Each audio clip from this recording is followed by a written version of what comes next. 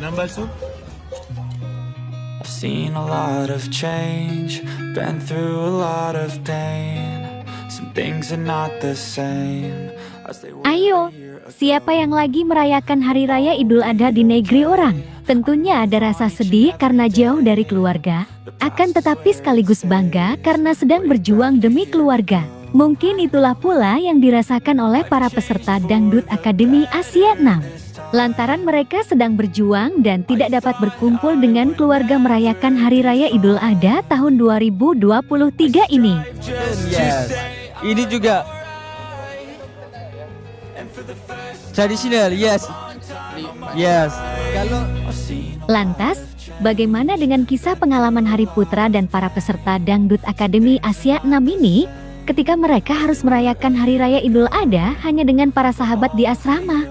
Untuk itu, mari kita simak tayangan ini hingga selesai biar tidak terjadi gagal paham.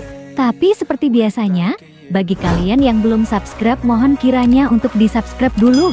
Dan bagi kalian yang sudah subscribe, saya sampaikan terima kasih.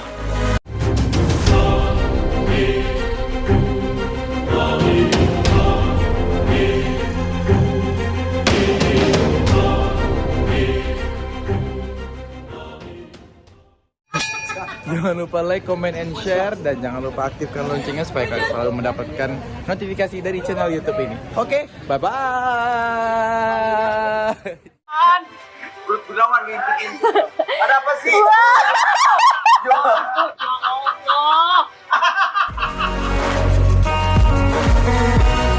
Hai guys, apa kabar kalian? Semoga kalian dalam keadaan baik dan senantiasa selalu dalam lindungan Tuhan Yang Maha Esa. Amin. Maaf lahir batin ya. Ya ampun, kok perempuan-perempuan ya yang udah siap duluan, kalian kok belum siap sih dari tadi? Tentunya kita akan mengalami suasana yang berbeda jika kita merayakan hari-hari besar di perantauan. Seperti para peserta Dangdut Akademi Asia 6 ini, mereka harus merayakan Hari Idul Adha di asrama. Mereka pun nampak mengenang dan menceritakan ketika mereka merayakannya bersama keluarga di rumah. Baru rasa jauh dari keluarga. Ya, Ustaz. Ya kan? Nah, bolehlah cerita-cerita.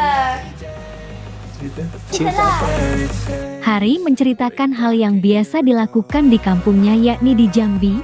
Selesai sholat id itu biasanya kita berkumpul dan berdoa semacam qulul tahlil. Kemudian masing-masing keluarga biasanya membawa hidangan masing-masing yang telah dibuatnya, lalu mereka berkumpul dan menyantapnya. Habis sholat tuh kita kayak ngadain bacaan qulul tahlil gitu, sesama jamaah masjid. Setiap rumah itu bawa makanan tapi dalam bentuk hidangan gitu. Sedangkan untuk masalah kurban sendiri, biasanya kalau hewan kurbannya banyak akan dilakukan proses penyembelihan besoknya. Akan tetapi bila hewan kurbannya tersebut sedikit, maka hari itu juga akan langsung dieksekusi. Dan perlu diketahui bersama, di Jambi biasanya hewan yang dikurbankan tersebut merupakan hewan kerbau, bukanlah sapi pada umumnya, ungkap Hari Putra. Kurban itu tergantung jumlah hewan yang dikurban. Kalau misalnya banyak, besoknya baru kurban. Kalau misalnya ada sedikit, hari itu juga. Dan kalau di Jambi itu hari itu kerbau. Ya, kerbau bukan sapi. Untuk di Thailand dan Brunei sendiri, rata-rata proses dan acaranya tersebut tidak jauh berbeda dengan apa yang seperti dijelaskan oleh Hari tadi. Pada intinya semua sama seperti yang dilakukan di Indonesia. semua harus dapat. Semua harus dapat. Nah, kalau di Brunei gimana di Brunei? Kalau di Brunei samakan jawaban. Sedangkan bagi Rara sendiri, setiap tahunnya itu berubah-ubah. Terkadang di tahun ini di masjid, dan terkadang untuk tahun depannya dilakukan di musola, ujar Rara. Dan keluarga-keluarga korang pun berjuang untuk bisa menahan rindu dengan kalian yang ada di sini gitu. Jadi Nah, bagaimana kalau menurut kalian? Like dan subscribe ya guys. Tulis komentar kalian di bawah. Terima kasih.